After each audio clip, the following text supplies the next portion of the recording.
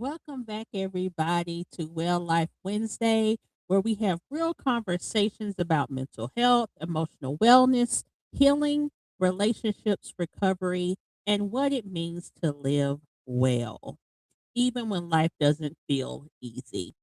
I'm your host, Cristy, licensed clinical mental health counselor supervisor, and today we are talking about something that affects far more people than we probably realize. Coping without escaping. Coping without escaping. But before we get started, make sure you subscribe to our YouTube channel at H3C H3C. If these conversations are helping you, hit that like button. Leave us a comment and share this episode with somebody who may need it. Now, when we hear the word coping, we usually think of something positive, right? I'm sure we do. We hear, I'm just trying to cope. I needed something to help me get through the day. I needed a break. I just want to stop thinking. And there is nothing wrong with needing relief. We all need relief. We all need rest, right? We all need moments when we are not solving problems, taking care of everybody else, answering emails, paying bills, managing relationships, working, parenting, grieving, healing, or trying to hold everything together. But here is the question I want us to consider today, okay? Are you coping with what you are experiencing, or are you escaping from what you are experiencing? Are you coping with what you are experiencing, or are you escaping from what you are experiencing? Because coping help us deal with reality. Escaping helps us temporarily avoid reality. And the difference matters. Healthy coping says, this is difficult, but I can face it. Escaping says, this is difficult and I need to get away from it. You see the difference? Healthy coping says, this is difficult, but I can face whatever's coming at me head on. I can move, shape, block, whatever. I'm going to tackle it. Escaping says, this is difficult and I need to get away from it. So whatever's coming towards me, I'm going to run the opposite direction. I don't want no parts of it. Healthy coping gives you a break so you can come back stronger. That's the importance of a break, people. That's the importance of a pause. Sometimes you just need a reset so you can come back and hit that thing even better and it won't overtake you like it has before. Escaping makes you feel afraid to come back at all. Stuff stuff just keep coming at you like, well, I'm not even gonna deal with it. I'm gonna bury it. I'm gonna put it down in the ground, and years from now, it's still gonna be an issue because I refuse to even face it head on.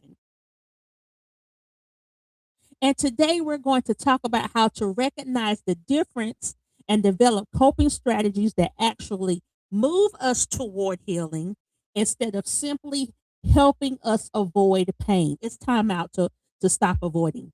We got to stop avoiding. The pain is going to happen. Life is going to happen. Things are going to happen. We can't avoid it. It may hurt now, but it will heal. It may hurt now, but I'm going to succeed. It may be difficult now, but I can do it. That's what we have to keep telling ourselves. So, what does escaping look like? When we talk about escaping, I don't want anyone to immediately think, well, I don't use drugs, so that doesn't apply to me. That's not what we're talking about here. Escaping can show up in many different forms. Sometimes people escape from alcohol or other substances, but sometimes we escape from overworking. We escape through overworking. We escape by oversleeping. We escape by shopping, overeating, gambling, social media, That's escape for a lot of people right now because it's not reality. Video games, constant television, staying excessively busy, always doing something. If I stay busy, then I won't have to focus on all the trials and tribulations and what's waiting for me over here. Jumping in from one relationship to another. That is the worst. If you have been in a relationship that was not effective, it wasn't it was difficult, and you faced some things and gone through some things, you got to heal from that relationship and learn from it before jumping into the next one. Because if not, you just taking that same bad habits, those same patterns to the next thing. And you're going to attract what you're already in. If that's not what you want, you got to learn how to let that go so that you attract what you're looking for, what's good for you, what's healthy for you. Sex. People just sleep with anybody nowadays and don't consider the consequences of that. Pornography. People think I watch porn, pornography, that's okay because I'm not with anybody. It's still an issue if it is affecting your daily life where you come home and I got to turn it on. I sit down and have dinner, I'm going to turn it on. Like, it shouldn't be excessive. Avoiding phone calls, ignoring bills, refusing to check emails, never being alone. People who are scared to sit with themselves, afraid to sit with themselves, that's a problem. Or constantly helping others so we never have to sit down and deal with ourselves. We all know somebody who can always help somebody else. They got the answer for other people, but they can't seem to figure out how to solve their own problems.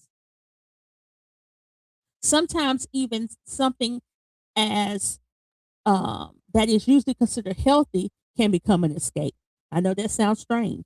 A healthy habit can become an escape as well. Exercise can be healthy.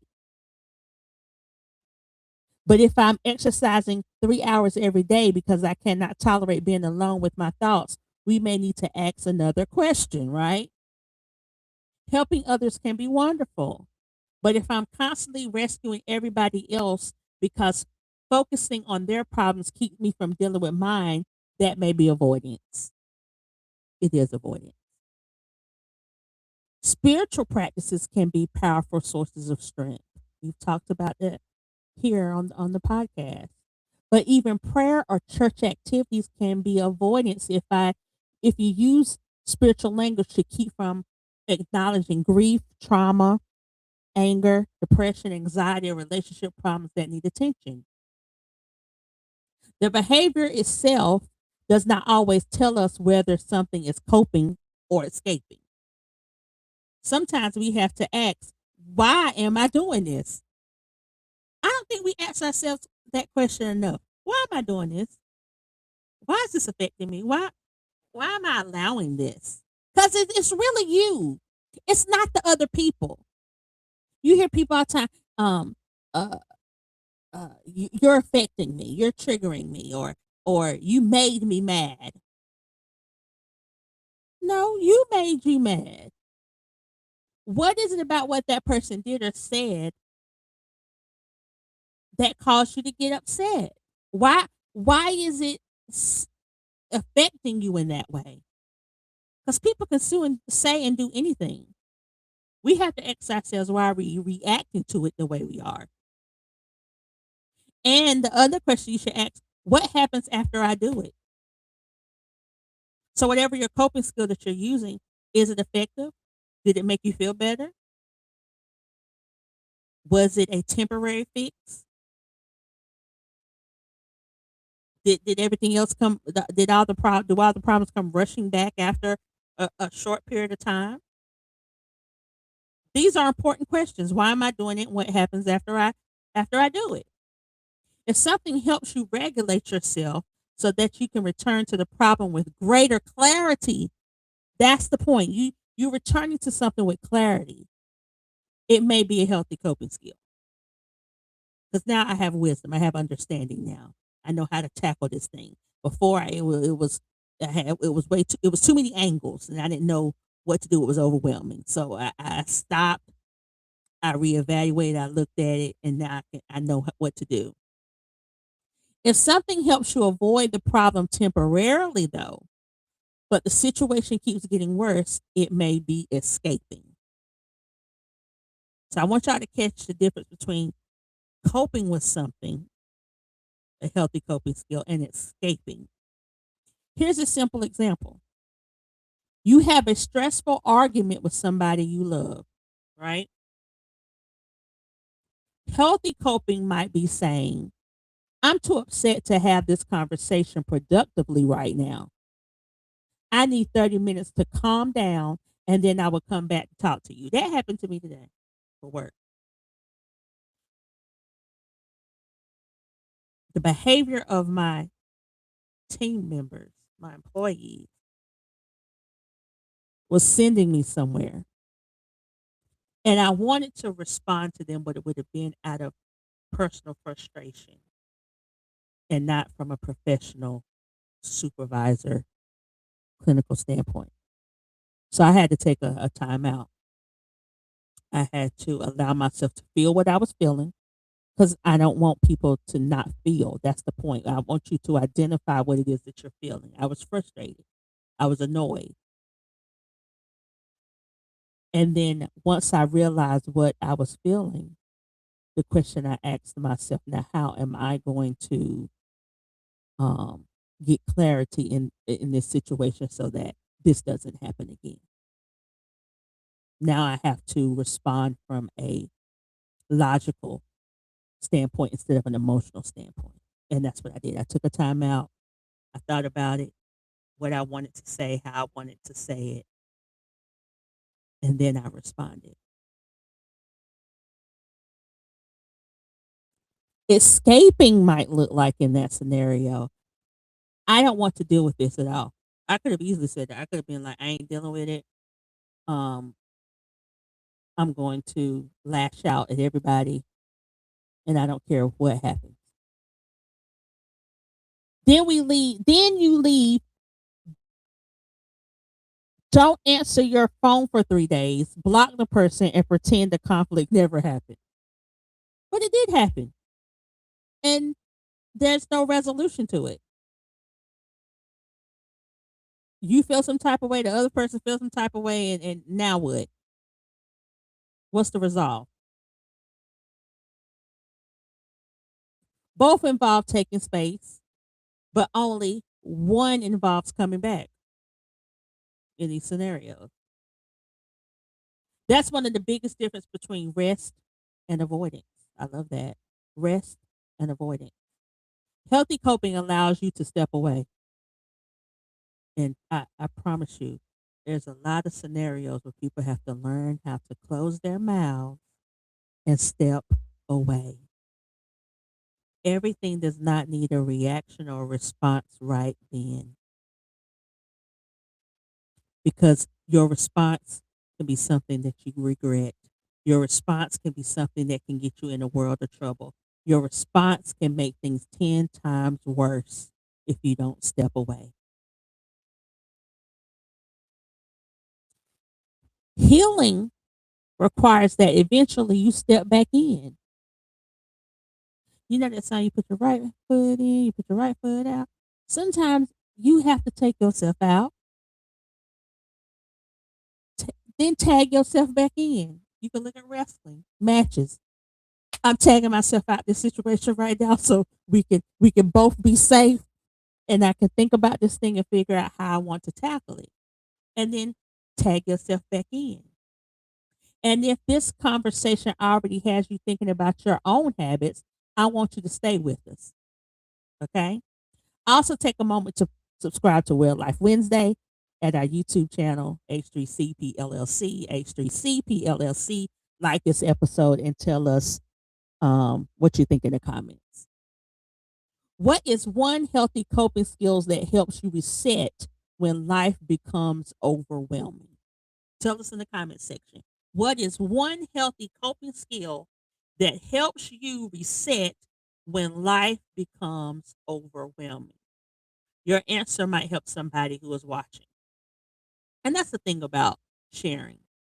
You don't know how your story can help somebody else. We have people who are going through the same thing. A lot of times we think I'm the only person experiencing this, but that's not true.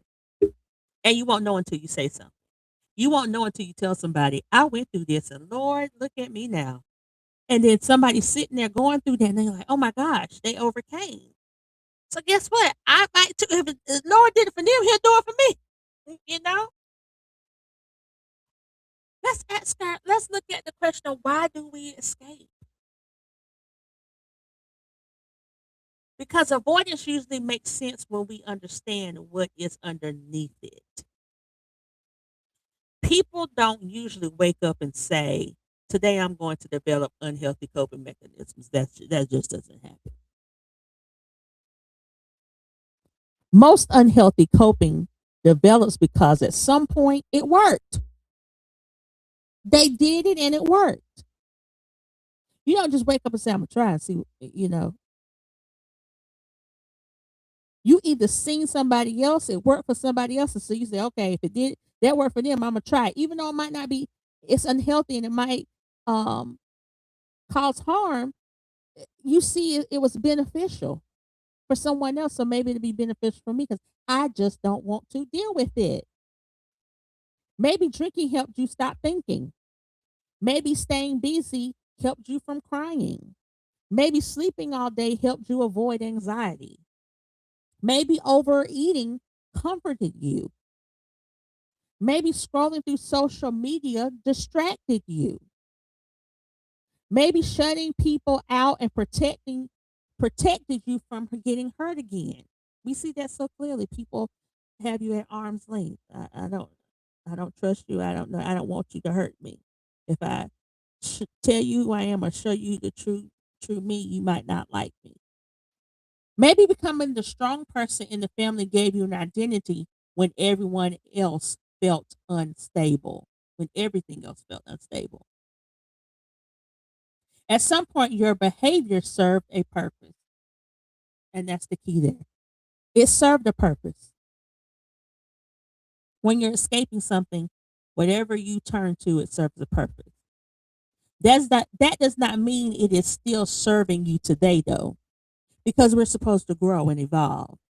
So what served you back in 2000 might not serve you now in 2026 because hopefully you have a little bit more clarity and understanding. You have a little bit more tools, you know, some resources where you didn't know where to turn to before, you know where to turn to now. But you have to choose better. You have to want better and not want to keep repeating that same cycle over and over again. Where you wake up 5 years from now and you're still miserable because you're still facing and dealing with the same stuff that you were dealing with before. Nothing for you has changed. And this is where compassion and accountability has to work together. You can't understand why you developed a coping strategy without pretending that it is still healthy. Sometimes survival strategies become unhealthy when we continue to use them long after the emergency has passed. You're not in a crisis anymore and you still listen. You not you're more financially stable now, but you still getting food stamps. You still working the system. And I'm just being real. You're not in that space and that anymore. So you have to come up higher. You have to let that go and believe in yourself that now I'm in a place where my bills are paid. I know how to budget and plan, and I don't have to use this anymore. So, but we hold on to stuff as a crutch just in case. You never know. Because we never want to be in that situation again. But at some point, you got to release it. At some point, you got to believe in yourself and say, I got this. For example, a person who grew up in a chaotic environment may have learned to constantly monitor everyone else's mood. As a child, they might have been protective. As an adult, the same person may become hyper focused on whether everybody is upset with them. They may overanalyze text messages. They may apologize for things they did not do. Now that burns me up. Apologizing and I'm sorry over and over again. Stop it. Because at this point, what are you? I need you to understand what you're apologizing for. What are you sorry for? Because you keep apologizing, saying, so what is it? Because if you keep doing it, then that means you haven't learned from it if you got to keep apologizing, right? They may avoid conflict. They may become overly responsible for everyone else's feelings. They the behavior makes sense when we understand the history. But understanding where something came from does not mean we have to stay stuck in it. You hear that? Understanding what where someone has come from or their um environment in the past doesn't mean that it should still be affecting you now. I understand it. I understand what was happening then and why you had the beliefs and the behaviors then, but you're an adult now and we should be beyond that and know better. One of the most important parts of emotional growth is being able to say, this helped me survive then, but it may not be helping me live now. Remember, we talked about people who are constantly in survival mode. Think about that. You're constantly in survival mode. You're on the go. All I think is MacGyver. I'm constantly trying to survive. An action movie. I'm constantly trying to survive this situation. But I don't want to survive it anymore. I want to live. I want to thank God I survived it. But at this stage in my life, I just want to live. I want peace. I want to lay my head down. I don't want to be looking over my shoulder. That's powerful because some of us are living today using coping skills developed during one of the most painful seasons in our life. And you're not in that season anymore. Your nervous system may still be responding as if you're in the same environment and you're not in that environment anymore.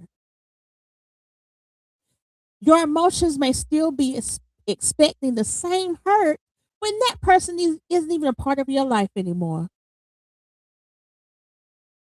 Your mind may still be preparing for the same rejection when there's nobody there to reject you. But healing means developing new responses for the life you are living now, not the life you had then. We're talking about the here and now. I want y'all to live now. I want y'all to have peace now. I want you to have clarity now. There's nothing like the peace that surpasses all understanding when you're healed, when you're healthy, when you're whole. But you got to do the work. We got to do the work, people. There is no more escaping. There is no more excuses at this point. Everything you need, you have, is in your reach.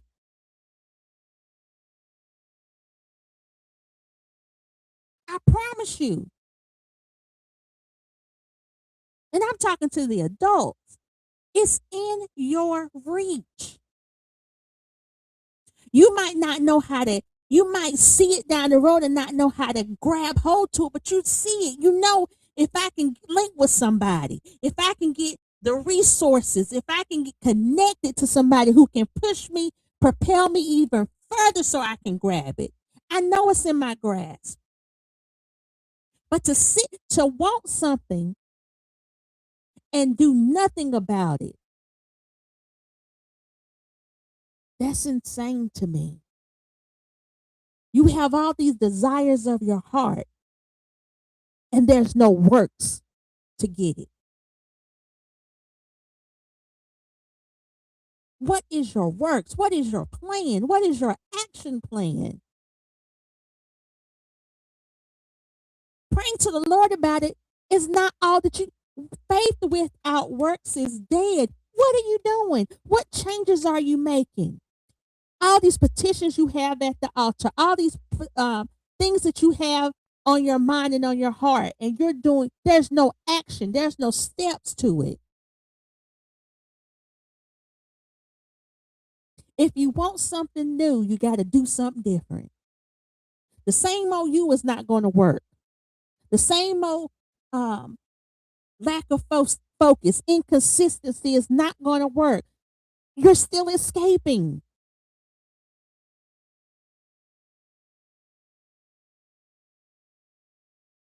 Let's talk about the cost of avoidance. What you don't realize, avoidance gives immediate relief. This is why it's becoming so tempting. You get an uncomfortable feeling, you distract yourself, you feel better. Your brain says, good, do that again. But here's the problem. Every time we avoid something simple, simply because it makes us uncomfortable, we may unintentionally teach ourselves, I can't handle it. You're doing it to yourself. It's so much more than you give yourself credit for. Because guess what? If you survive those things, then you you have so much in you to get through what's happening now, to overcome it, to let it go. Think about anxiety. If I'm anxious about making a phone call and I avoid the call, my anxiety goes down temporarily, right? That relief feels good. But what lesson did I just teach myself?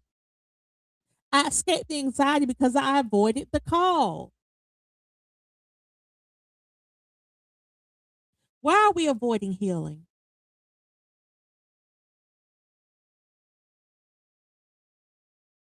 Are we afraid that once I heal, I won't have any more excuses? I won't have anybody to put it on?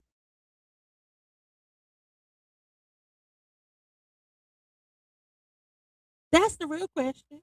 Why are we avoiding healing? What is your fear of being whole and well?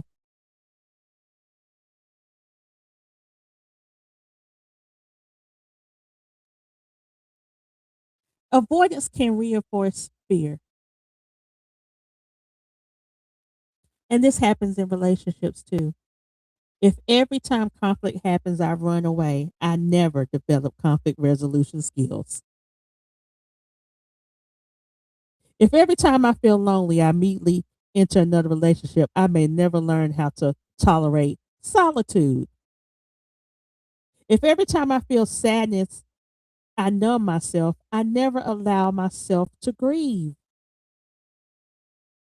If every time I feel frustrated, I explode, I never learn emotional regulation.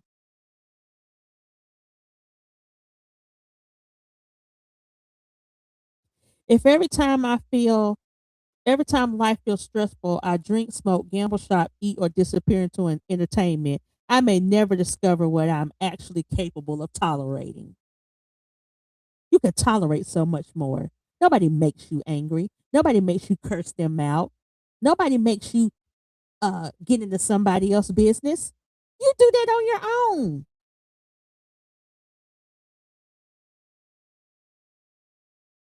Emotional regulation requires you to stop and check yourself, not the other person. They're going to be who they are. The only person you have control over is you. And that's the tragedy of chronic avoidance. You may begin believing you cannot handle emotions that you have never really practiced handling.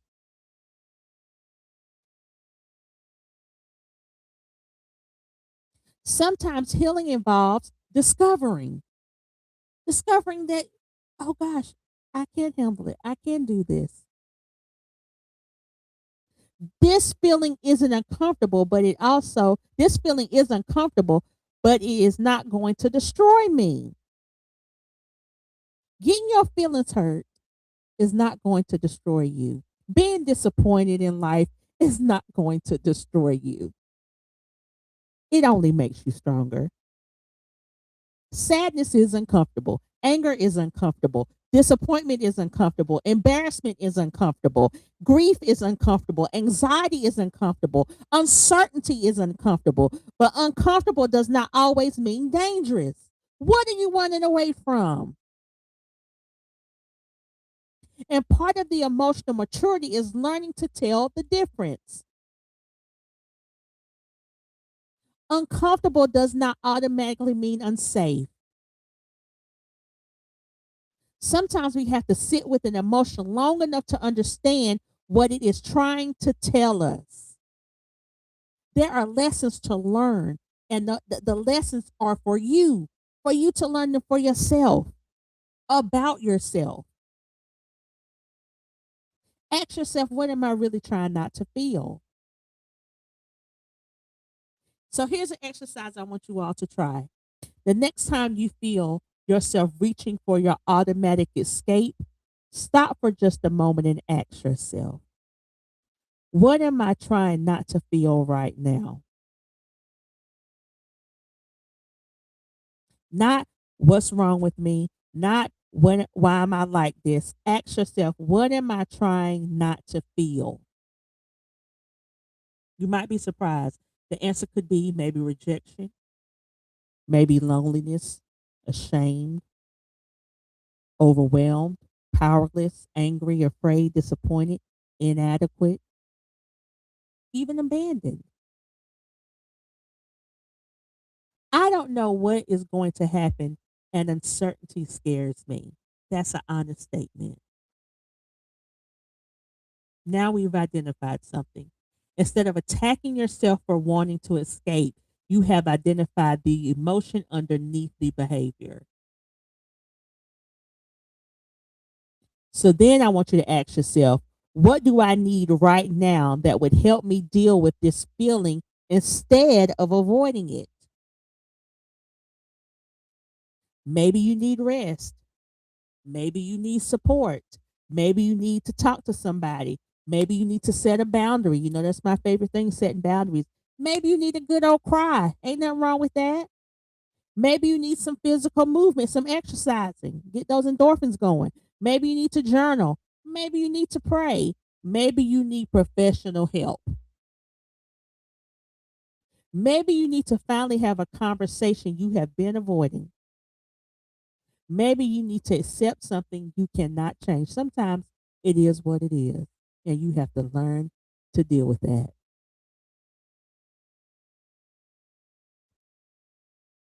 Maybe you just need to say, this hurts. Ouch.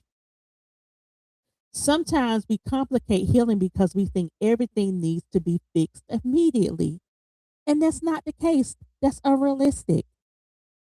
Sometimes feelings need to be felt before they can be processed.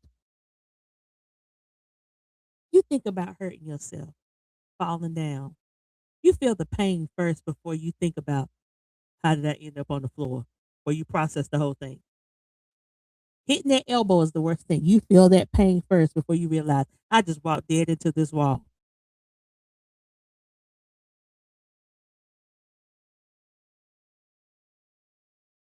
That's the reality of the situation sometimes.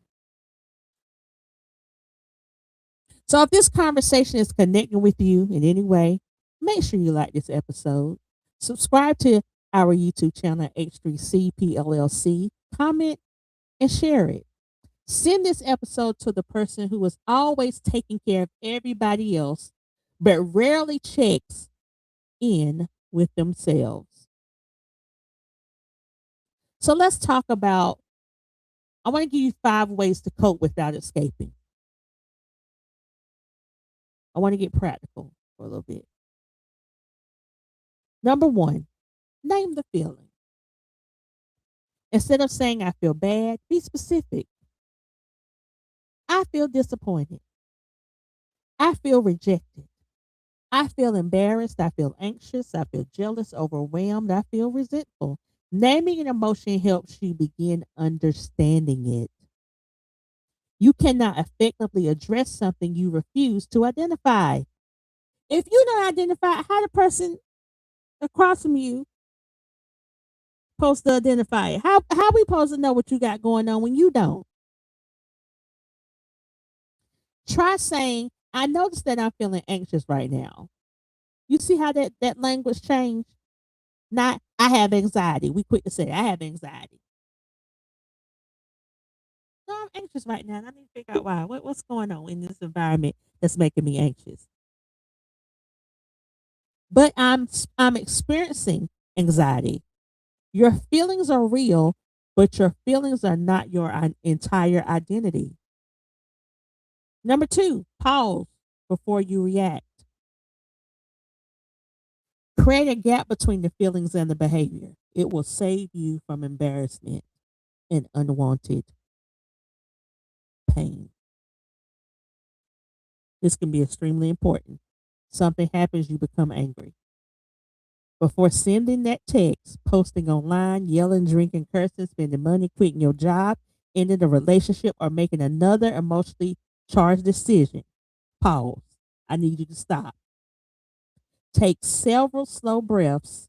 Walk away temporarily if necessary. Drink some water. Go outside.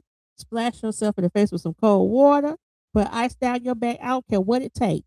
Give your nervous system time to settle. You do not have to act on every feeling immediately. Sometimes emotional regulation looks like telling yourself, I am allowed to feel this, but I do not have to make a decision while I'm this activated. You hear that? You don't have to make a decision while you're that activated. This one sentence can save relationships, careers, money, and unnecessary regret. You can save yourself a world of trouble and heartache if you just stop and think. Number three, choose coping that matches the problem. A lot of times we doing stuff that don't have nothing to do with what the issue is. Not every coping strategy works for every emotional need. If you're physically exhausted, you may need rest. If you're lonely, sleeping more may not solve the problem. If you're angry, physical activity may help release tension. If you're grieving, distraction may provide temporary relief, but eventually you may need to talk about the loss. If your finances are creating anxiety, meditation can calm your nervous system. But at some point, you may also need to look at a budget plan. Okay? If a relationship is hurting you, journaling might help clarify your thoughts. But eventually, a boundary or conversation will be necessary. Healthy coping often includes two parts: regulate first, respond second. Regulate first and respond second. We calm ourselves so that we can deal with the situation more effectively.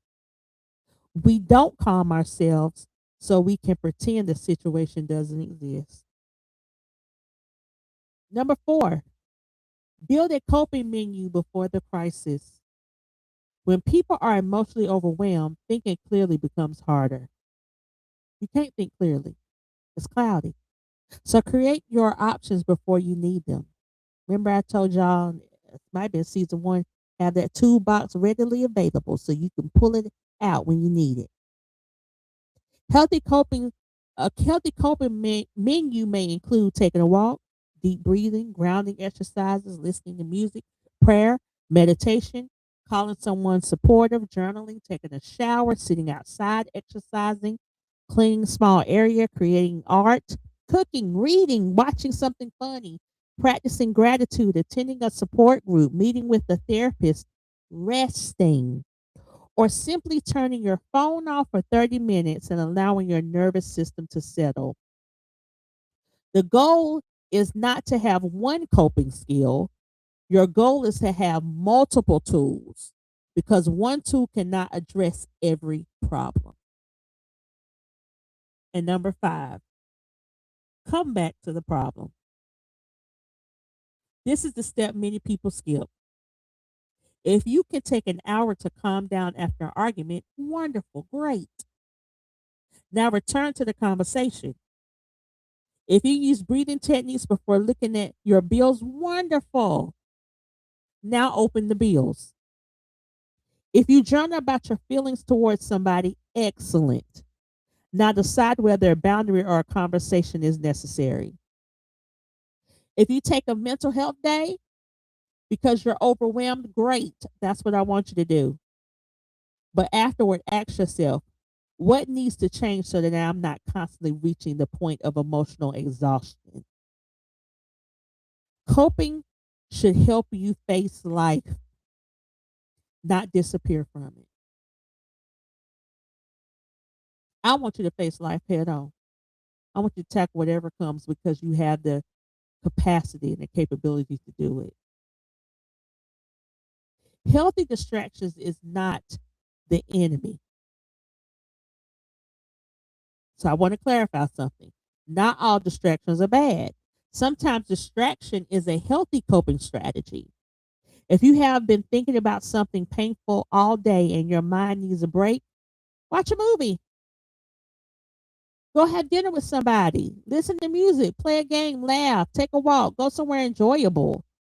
That is okay. You do not have to emotionally process 24 hours a day.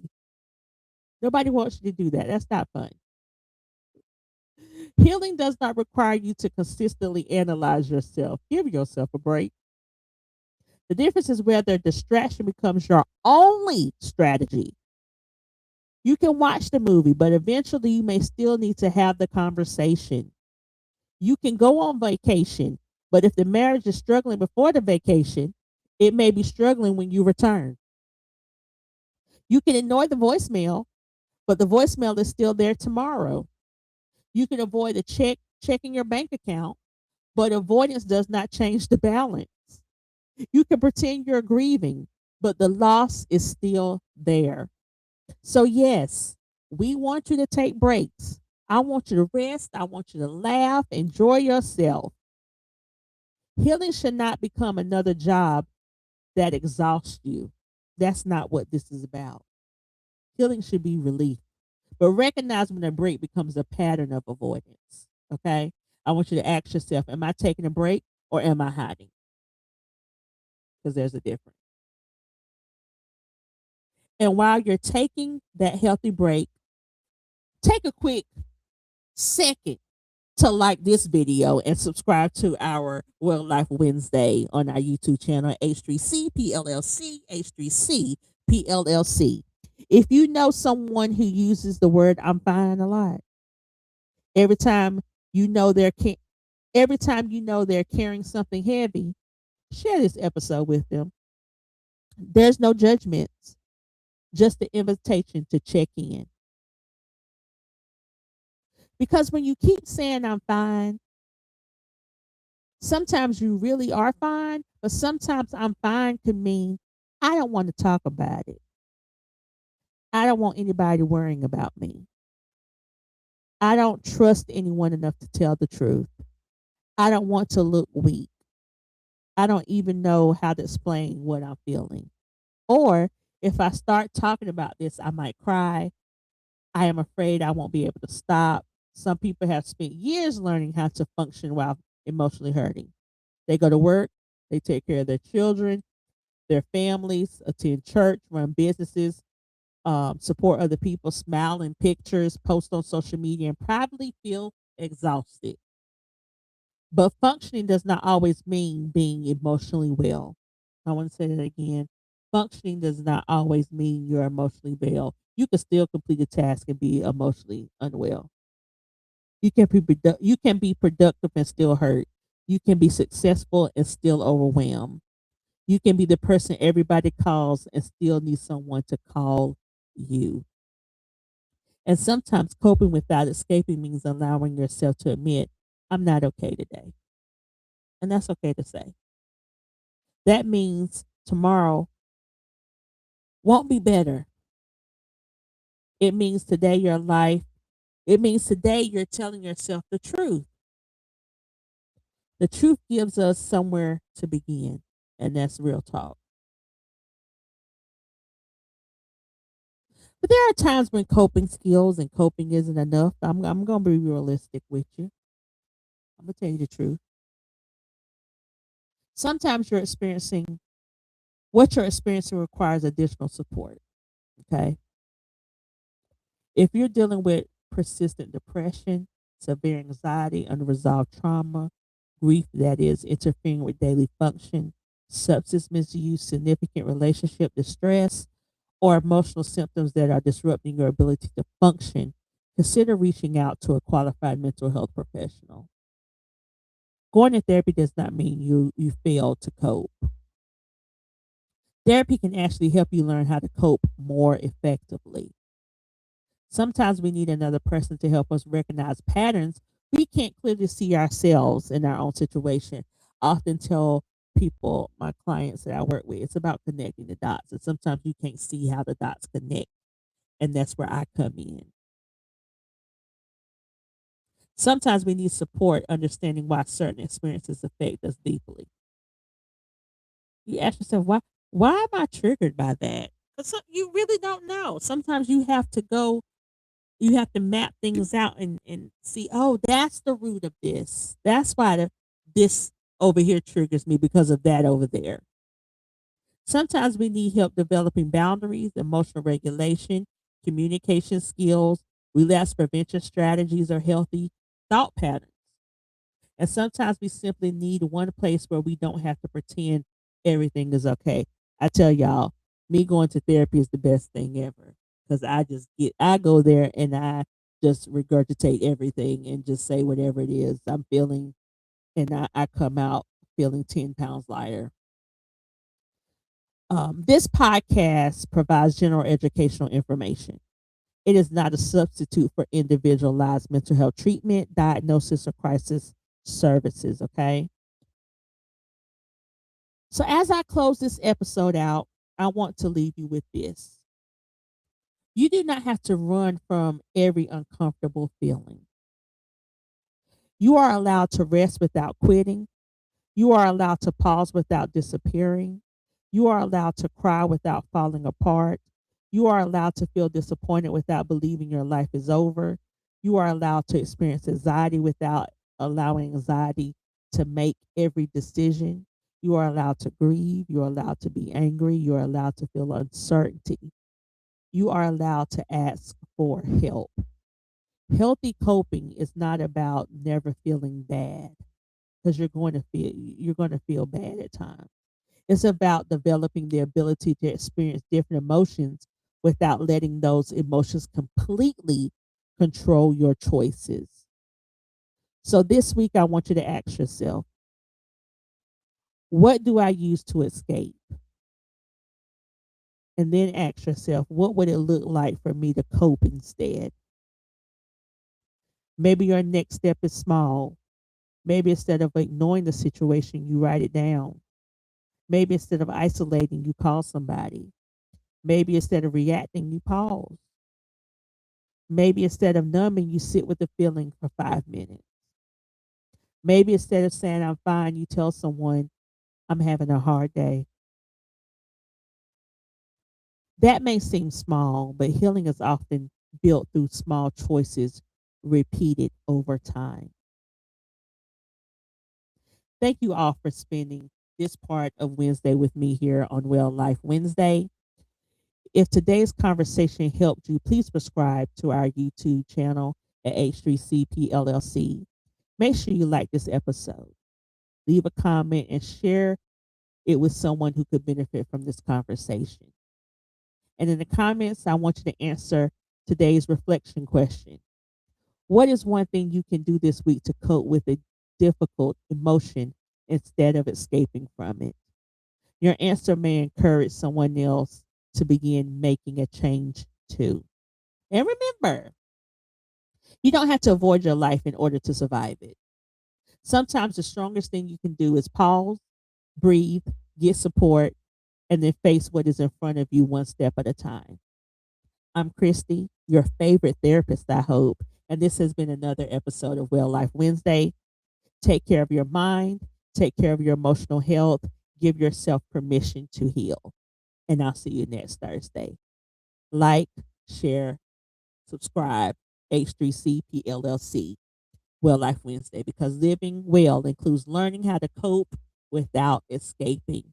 See you guys next week.